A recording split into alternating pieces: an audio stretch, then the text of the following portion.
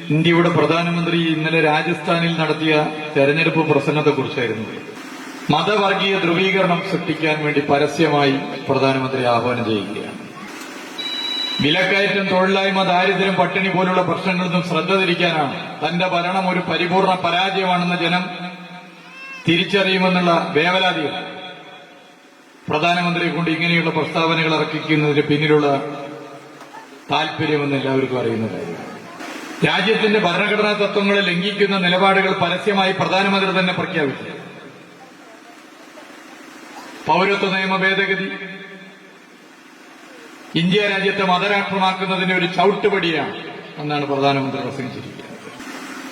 പിന്നെയും പല കാര്യങ്ങൾ, ഒരു മൈക്കിൽ പ്രസംഗിക്കാൻ പോലും മടി തോന്നുന്ന പല കാര്യങ്ങളുമാണ് ഒരു പ്രധാനമന്ത്രി കസ്റ്റഡിയിൽ ഇരിക്കുന്ന ഒരാൾ രാജസ്ഥാനിൽ തെരഞ്ഞെടുപ്പ് പ്രചരണത്തിന് ഉപയോഗിച്ച വാക്ക്.